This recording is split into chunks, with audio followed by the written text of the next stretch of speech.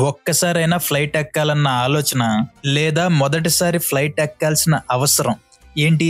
తెలుగు రాష్ట్రాల్లో ఉండి international airport గురించి కూడా తెలీదా? సరే, ఇంక తెలియదని చెప్పడానికి లేదు, ఈ వీడియో చూసేయండి. మరి రాజీవ్ గాంధీ ఇంటర్నేషనల్ ఎయిర్పోర్ట్. ఈ ఎయిర్పోర్ట్ కి చేరుకోవడానికి మీ దగ్గరలో ఉన్న సిటీ నుంచి డైరెక్ట్ బస్సులు ఉంటాయి. మనం ఈ వ్లాగ్ లో హైదరాబాద్ సిటీ నుంచి ఎన్ని విధాలుగా వెళ్ళొచ్చో చూద్దాము. కంగారేం లేదు, ఈ వీడియోలో లగేజీ, బోర్డింగ్, డిపార్చర్, అరైవల్స్ అన్నిటి గురించి మాట్లాడదాము. మనమైతే పుష్పక్ బస్సు ద్వారా వెళ్తున్నాము. నేను మెట్రో ద్వారా వెళ్తున్నాను. మెట్రో మ్యాప్ లో మీకు ఇక్కడ ఏరోప్లేన్ సింబల్ కనిపిస్తుంది కదా, JNTU కాలేజ్ దగ్గర మనకి ఏరోప్లేన్ సింబల్ కనిపిస్తుంది. అంటే అక్కడి నుంచి పుష్పక్ బస్సులు అవైలబుల్ గా ఉంటాయని అర్థం. అంటే ఇప్పుడు మెట్రోలో మనం JNTU కాలేజ్ వరకు వెళ్ళి అక్కడ పుష్పక్ బస్సు ఎక్కబోతున్నాం అనమాట. సింగిల్ గా ఉంటే పుష్పక్ బస్సు ట్రై చేయండి. ఒక ఇద్దరు మనుషులుండి లగేజీ ఉంటే క్యాబ్ బుక్ చేసుకోండి. అసలు లగేజీనే లేదు, ఏదో బడ్జెట్ లో వెళ్ళాలంటే RTC బస్ కు వెళ్ళండి. ఒక 100-150 రూపీస్ తోట ఎయిర్పోర్ట్ కు వెళ్ళిపోతారు. నేను ఇప్పుడు చెప్పేది హైదరాబాద్ సిటీ నుంచి. తలుపులు ఎడం వైపు తెరుచుకుంటాయంట, ఇప్పుడే చెప్పాడు మనోడు. ఉభయ తెలుగు రాష్ట్రాల మారుమూల గ్రామాల నుంచి విదేశాల ప్రయాణాల నిమిత్తం ఎవరైనా ఎయిర్పోర్ట్ కి వెళ్ళాలనుకుంటే మీ దగ్గరలో ఉన్న పెద్ద సిటీ, పెద్ద ఊర్లు ఉంటాయి కదా, ఆ బస్ స్టాప్ కు వెళ్ళి డైరెక్ట్ బస్ కు వెళ్ళడం అన్నది చాలా ఉత్తమం. ఇదే పుష్పక్ అన్నమాట. ఇది ఒక ఎలక్ట్రిక్ బండి. ఇది డైరెక్ట్ ఎయిర్పోర్ట్ వరకు వెళ్ళిపోతుంది. దీంట్లో ఉండే స్పెషాలిటీ ఏంటంటే డిపార్చర్ వరకు తీసుకువెళ్ళి దింపేస్తుంది మనల్ని. డిపార్చర్ అంటే నిష్క్రమణ, ఫ్లైట్ ఎక్కే వాళ్ళు అనమాట. ఈ బస్సు ధర వచ్చేసి 280 రూపాయలు. ఒకవేళ మీరు లగేజీతో ట్రావెల్ చేస్తే ఇంకో 20-30 రూపీస్ ఎక్స్ట్రా పే చేయాల్సి వస్తుంది అనమాట. అప్పుడు 280 రూపాయలకి ఇంకో 20 రూపాయలు కలిపితే ఎంత అవుద్దో మీకు తెలుసు.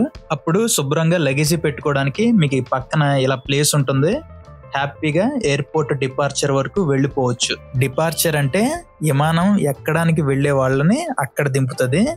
అరైవల్స్, మీ వాళ్ళు ఎవరైనా వేరే కంట్రీ నుంచి వస్తే వాళ్ళు అరైవల్స్ దగ్గర ఉంటారు. ఆ గేట్లు ఎక్కడ ఉంటాయి అవన్నీ నేను చూపిస్తాను. మీలో ఎవరైనా ఇతర దేశాలకి వెళ్లే వాళ్ళు మొదటిసారి ఎయిర్పోర్ట్ కి వెళ్తూ ఉంటే మన వీడియో చూడండి, నేను దగ్గరుండి ఎక్కిస్తాను ఈ వీడియో ద్వారా. సిటీలో మీరుండే ప్లేస్ నుంచి ఎయిర్పోర్ట్ దూరాన్ని బట్టి ఆ టైం అనేది ఉంటది అనమాట. నేను JNTU నుంచి స్టార్ట్ అయ్యాను కదా, ఇక్కడ నుంచి ఎయిర్పోర్ట్ కి వెళ్ళడానికి 1 గంట టైం పట్టింది. ఎయిర్పోర్ట్ పరిసర ప్రాంతాల్లోకి అయితే వచ్చేసాం. మనం ముందుగా మాట్లాడుకున్నట్టు ఈ బస్సు మనల్ని డిపార్చర్ దగ్గరికి తీసుకొచ్చింది.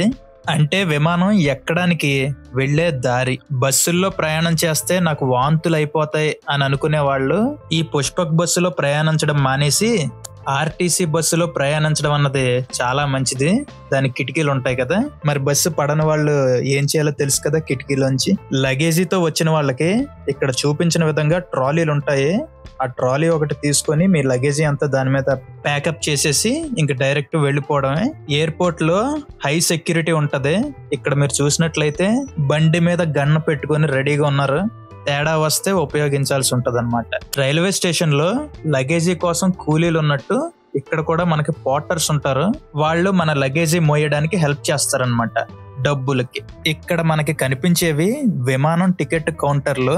IndiGo, air India, spice jet ఇలా రకరకాలు ఉన్నాయి. ఫ్లైట్ టైమింగ్స్ ని చూపించడానికి ఇలా అక్కడక్కడ టీవీలు కూడా కనిపిస్తాయి. దాంట్లో మీ ఫ్లైట్ ఏ టైంకి ఉంది అవన్నీ ఉంటాయి అన్నమాట. ఈ ప్లేస్ లో కనిపించే వాళ్ళంతా మాక్సిమం సెండ్ ఆఫ్ ఇచ్చే వాళ్లే.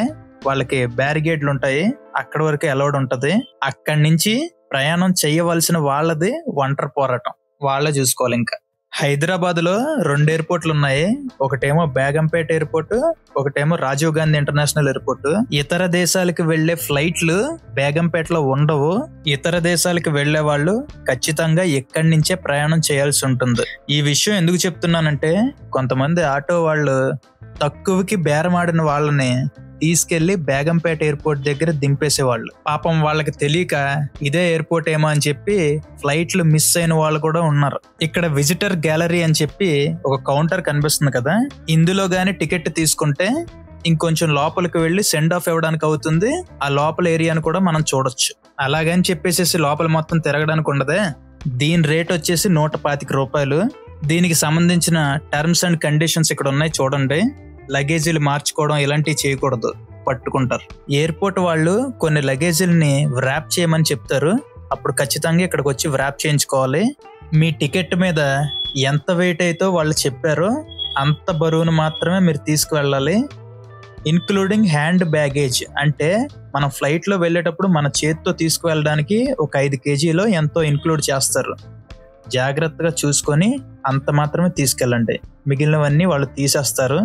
చెకింగ్ అంతా అయిన తర్వాత మన లగేజీకి ఇలా స్టిక్కర్లు వేసి బెల్ట్ మీద పడేస్తారు. ఆ బెల్ట్ మనం పట్టించుకోకర్లేదు, వాళ్ళే లోడ్ చేసుకుంటారు. ఇప్పుడు మనం డిపార్చర్ ప్లేస్ గురించి మాట్లాడుకున్నాం కదా, ఇప్పుడు కింద ఉన్న అరైవల్స్ ప్లేస్కి వెళ్దాము.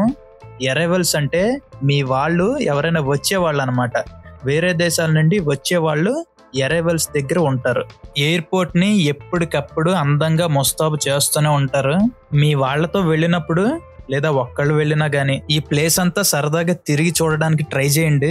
ప్రత్యేకించి మళ్ళీ అక్కడికి వెళ్ళి చూడాలంటే కష్టం కదా, సో వెళ్ళినప్పుడే చూడండి.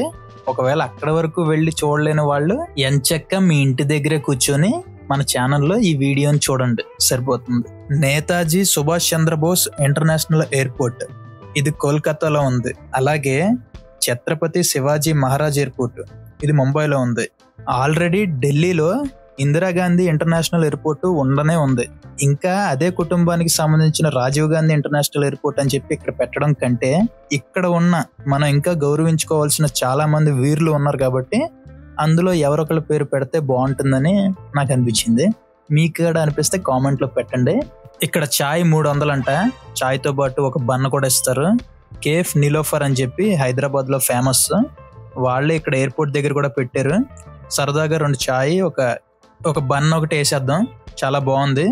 ఎయిర్పోర్ట్లో ఏం తినాలన్నా కానీ కాస్ట్లీ ఉంటాయి, బయటతో పోలిస్తే ఇక్కడ కొంచెం రేట్లు ఎక్కువ. మరి ఊరికి చివరన కదా, ఇక్కడనే కాదు ఎక్కడైనా రేట్లు ఇంతే, మరి ఇంటర్నేషనల్ కదా ఈ మాత్రం ఉంటుంది. దినాభివృద్ధిగా అంచెలంచెలుగా ఎయిర్పోర్ట్ ఇదివరకుతో పోలిస్తే ఇప్పుడు ఎంతో డెవలప్ అయిందని చెప్పాలి. మనం ఉన్న అరైవల్ బ్లాక్ లో నుంచి కింద ఫ్లోర్ కి వెళ్తే అక్కడ టాక్సీ స్టాండ్ ఏరియాలు అవి ఉంటాయి. అక్కడి నుంచి మీరు ఊబర్ గానీ ఓలా గానీ ఇలా క్యాబ్లు బుక్ చేసుకొని ఈజీగా వెళ్ళిపోవచ్చు. ఇదివరకుతో పోలిస్తే ఇప్పుడు ఇంకా ట్రాన్స్పరెంట్ అయిపోయింది. ఈ ఫోన్లో యాప్లో ఉండడం వల్ల వాళ్ళకొక రేటు వీళ్ళకొక రేటు చెప్పి మిమ్మల్ని ఎవరు మోసం చేయలేరు ఇదివరకు లాగా. సో నాతో ఎయిర్పోర్ట్ టాక్సీ స్టాండ్ వరకు వచ్చారంటే ఈ వీడియో మీకు నచ్చే ఉంటది.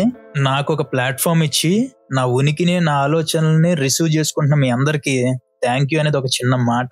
ఇంకా సబ్స్క్రైబ్ చేసుకునే వాళ్ళు ఎవరైనా ఉంటే సబ్స్క్రైబ్ చేసుకోండి, బెల్ ఐకాన్ కూడా యాక్టివేట్ చేసుకోండి. దినాభివృద్ధిగా అంచెలంచెలుగా ఈ ఎయిర్పోర్టే కాదు మన టూన్స్ అండ్ బ్లాగ్స్ ఫ్యామిలీ కూడా పెద్దదవ్వాలని నేను కోరుకుంటున్నాను. ఇంకా మనం వచ్చేసి అరైవల్ ప్లేస్కి వచ్చేసాము. ఇక్కడ ఎస్కలేటర్ ఉంది కదా, ఇది డిపార్చర్కి అరైవల్కి మధ్యలో తిరుగుతూ ఉంటుంది అటు ఇటు. సో ఇక్కడ మీకు కనిపించే స్పాట్ అంతా అరైవల్ ప్లేస్. మీరు ఎవరినైనా రిసీవ్ చేసుకోవడానికి వెళ్తే ఆ టయానికి మీరు అక్కడ నిలబడండి, ఖచ్చితంగా అక్కడి నుంచే వస్తారు. ఇదివరకు అంతా క్లమ్జీగా ఉండేది, అరైవల్ ఎక్కడో చివరిని ఉండేది, అక్కడికి వెళ్ళడం కూడా ఇబ్బంది అయ్యేది. సో అదంతా కన్స్ట్రక్షన్లో పార్ట్ అనుకుంటా. సో ఇప్పుడు అలా కాదు, ఇప్పుడు అందరికి కన్వీనియంట్ గా ఉంది. పైన డిపార్చర్, కింద అరైవల్. మనం సినిమాల్లో చూపించినట్టు ఎవరినైనా రిసీవ్ చేసుకోవడానికి వెళ్ళినప్పుడు ఒక బోర్డు మీద పేరు రాసుకొని వస్తూ ఉంటారు. నేనైతే అలాంటివి చూడలేదు, చాలా తక్కువ జరుగుతూ ఉంటాయి. ఇక్కడ రిసీవ్ చేసుకోవడానికి ఆల్రెడీ 2 ఉన్నారు. వీళ్ళు ఏంటంటే ట్యాక్సీస్ అవి బుక్ చేసేవాళ్ళు అన్నమాట, లైక్ ఏజెంట్స్ అనుకోవచ్చు. అంటే మీరు వీళ్ళ ద్వారా కూడా బుక్ చేసుకోవచ్చు.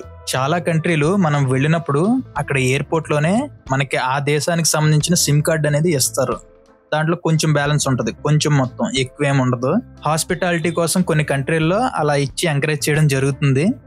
సెలబ్రిటీస్ కూడా ఇక్కడ క్యాజువల్ గానే ఉంటారు. One of the great Indian writer Rajamouli గారి ఫాదర్ విజయేంద్ర ప్రసాద్ గారు, ఆయన కూడా చూడండి ఎంత క్యాజువల్ గా వెళ్తున్నారు. ఇక్కడ మీరు ఇలా వస్తే ఎవరొకరు సెలబ్రిటీ కనిపిస్తూనే ఉంటారు. అందుకే వీకెండ్స్ లో ఎయిర్పోర్ట్ కూడా ఒక విజిటింగ్ స్పాట్ కింద పెట్టుకోండి, సరదాగా వెళ్ళి చూడండి. ఇలాగ 4 రకాల జనాలు తిరిగే ప్లేస్ కి వెళ్ళడం వల్ల మీలో ఒక మంచి మోటో వస్తుంది. ఇలాంటి ప్లేసులకి ఎక్స్పోజ్ అవడం వల్ల మీ బ్రెయిన్ లో ఒక కొత్త బ్లాక్ అనేది ఓపెన్ అవుతుంది. సో ఎప్పుడైనా మీరు ఒకసారి ట్రై చేయండి. కొన్ని వేల కిలోమీటర్లు ట్రావెల్ చేసి వచ్చిన వేళ్ళు మళ్ళీ ఇక్కడి నుంచి వేరే చోటుకి ట్రావెల్ చేయాల్సి వస్తుంది. ఇక్కడ నుంచి సిటీకి 1 hour జర్నీయే కాబట్టి ఎయిర్ హోస్టెస్ లాంటి వాళ్ళకి బల్క్ గా హోటల్స్ ముందుగానే మాట్లాడి పెట్టుకుంటారు వాళ్ళ కంపెనీ వాళ్ళు. సో వీళ్ళు సిటీస్ లోకి వెళ్ళిపోతారు. ఇంకా ఎమర్జెన్సీ అయితే మనకి ఇక్కడ చూపించినట్టు జే పాట్స్ అని ఉన్నాయి కదా, ఇందులో కూడా మనం రెస్ట్ తీసుకోవచ్చు. ఇందులో బెడ్స్ అవి ఉంటాయి. ఇప్పుడు ఇది మోడల్ అన్నమాట.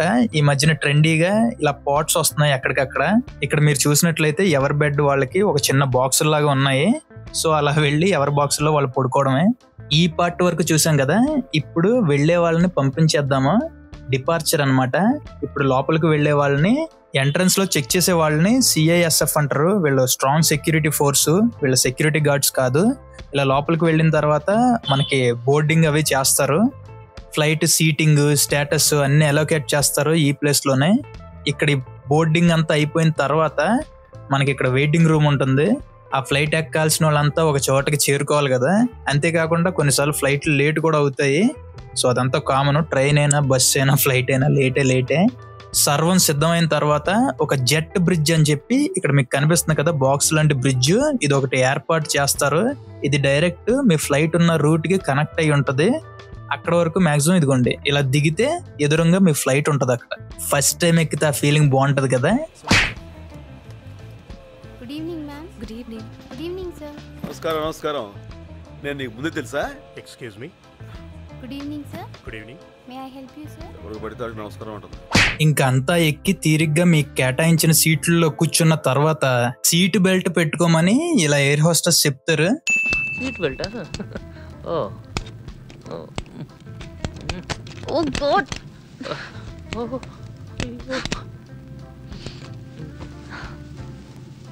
లైఫ్ లో ఇంతకు ముందు ఎప్పుడు ఫ్లైట్ ఎక్కలేదా? ఫ్లైట్ ఇదేనండి, ఫస్ట్ టైం చూస్తున్నాను. ఇంకా సర్వం సిద్ధమైనట్టే ప్రయాణానికి. ఇంకా రైడ్ ని ఎంజాయ్ చేయండి. వామిటింగ్ సెన్సేషన్, ఏమైనా మెడికల్ ఎమర్జెన్సీ ఉంటే ఎయిర్ హోస్ట్ ని సంప్రదించి దానికి తగ్గ మందులు సౌకర్యాలు వాళ్ళు ఏర్పాటు చేస్తారు. ఒకవేళ ఫ్లైట్ కొంచెం ఖాళీగా ఉంటే మీకు నచ్చిన చోటుని ఎలోకేట్ చేయమని కూడా మీరు అడగచ్చు. వాళ్ళు మీకు హాస్పిటాలిటీ ఆతిథ్యం ఇవ్వడంలోనే హ్యాపీనెస్ ఫీల్ అవుతారు. సో ఈసారి ఎప్పుడైనా అలా ట్రై చేయండి. ఇంకా మీరు మీ గమ్యస్థానానికి చేరుకున్న తర్వాత మీరు ఫేస్ చేసే కొన్ని ప్రాబ్లమ్స్ ఏంటంటే లగేజీ మిస్ అవ్వడం. అలాంటి టైంలో మీరు ఒక రిపోర్ట్ ని ఫైల్ చేసి ఆ కాపీని తీసుకోవడం అన్నది తప్పనిసరి. ఇది చాలా రేర్ గా జరుగుతుంది. ఇలాంటి లగేజ్ మిస్సింగ్ ఇష్యూస్ ని నేను గల్ఫ్ ఏరియా ఎతిహాడ్ ఎయిర్వేస్ లో ఎక్కువగా ఫేస్ చేశాను. So be careful. Let's back to Hyderabad. మన గ్రామాల నుంచి ఎయిర్పోర్ట్ కి వెళ్లే RTC బస్సులకి ప్రత్యేకంగా ఒక స్టాప్ ఉంది.